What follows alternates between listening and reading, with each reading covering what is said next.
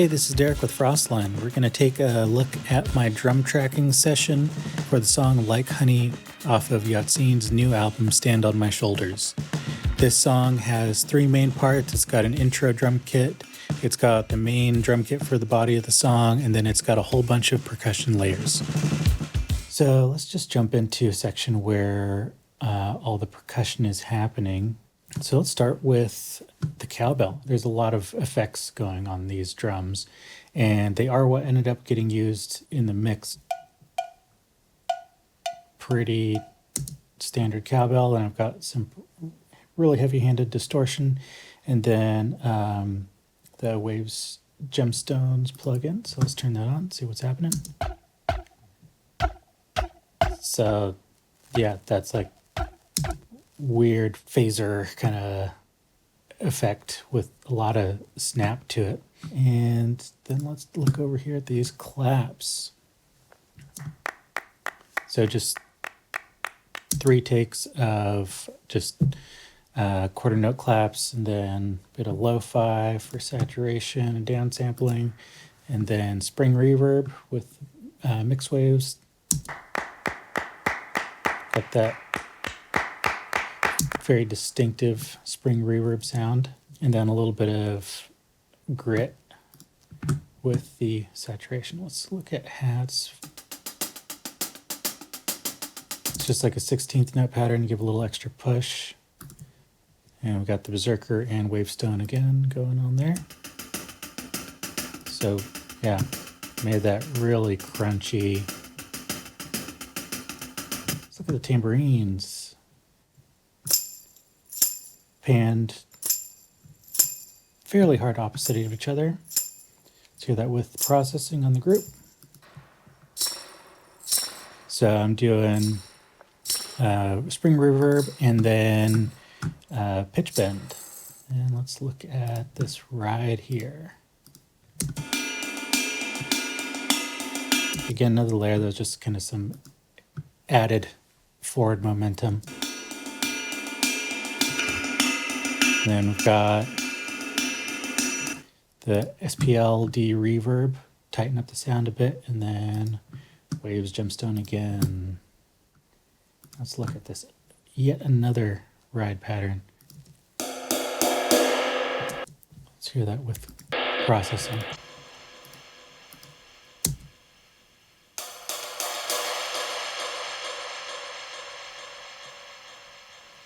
Yeah, so I'm using the Brower motion to get motion happening right to left.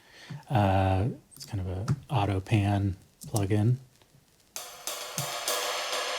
I like using this on percussion layers that I don't want them to just like live over in one section there. I want them to kind of flow and be kind of pop out here and there, almost unsuspected.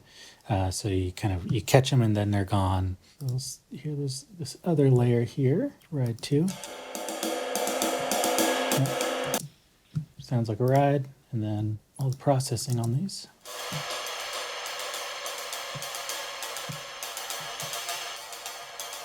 Also, I'm using the G reverb, then transient designer on here, and then multi-band chorus. I think it's really rad. All right, and then let's look at shakers. Got this first layer, really ordinary shaker. Let's hear the processing. So we're doing delay for some width, and also doing a pitch bend on that. So with a lot of these layers, I was using the percussion to give a lot of the kind of driving momentum of the drum element to this track. The drum kit itself is very syncopated, and a lot of the accents are on the upbeats. And so I wanted to use cymbals and shakers and that kind of thing to kind of create a grounding pulse for this. So let's hear everything together with all the processing going.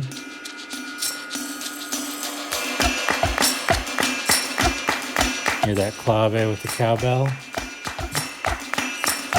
All right, so now let's bring in the drums.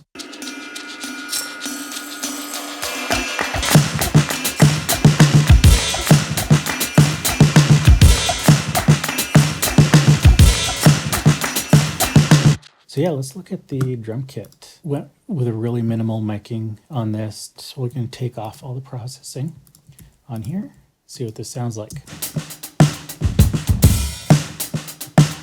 Not that exciting. The kick especially is pretty lackluster. I believe this is one of the ones that I recorded with a lot of these, the processing on while I was tracking, because I wanted to hit this pretty hard, both in the group and on the channel itself to get a good bit of saturation going. So you can see that now, transient designer, taking away a lot of the sustain and doing some clipping there. And then limiter to catch any additional peaks. Let's hear this with the group processing. Just a little snappier. All right, let's bring in the snare. Sounds like a snare. I'll bring in the processing using SPLD reverb. I love this for kind of, you can track drums in a big room and then throw this on, especially on the close mics, and get a really great kind of tight vocal booth style close mic sound. And I also use it on overheads, you'll see. So, yeah, a lot more interesting on the air distortion. Again, without it, sounds good, but it's a lot more exciting. Now let's listen to this. This mic was getting run through, I believe this is an 1176 hardware unit, getting crushed in there, and then we did even more. And then with the plugins,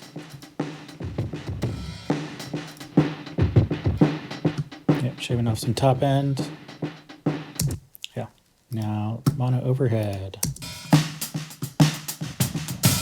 Sounds good, but I want to tighten it up even more. So just kind of helping tame some of those room reflections. Let's listen to the whole drums.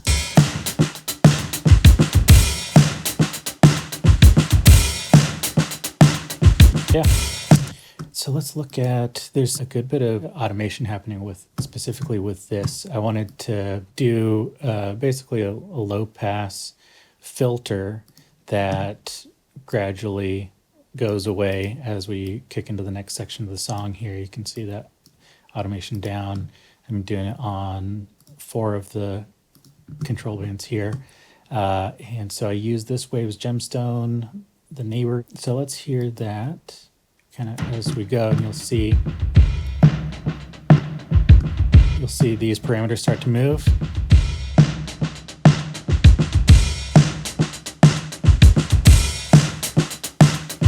Yep, you can see here. And yeah, now we are at that point in the song where it's like we're in the room with the drums now. We're out here in the hallway and we're gradually getting closer and closer, and then boom, we're there. Let's check out the intro drums. Again, doing some automation here. Similar type of effect, but with different processing. I ran the kick for this while I was tracking into an LA2A to get some really heavy limiting happening on this. And most of the processing from this intro kit comes from the whole group processing. So let's check that out. So saturator, really love this plugin. And lo-fi. A lot of that automation is coming from lo-fi. So let's hear what this sounds like when the intro kit goes into the main kit.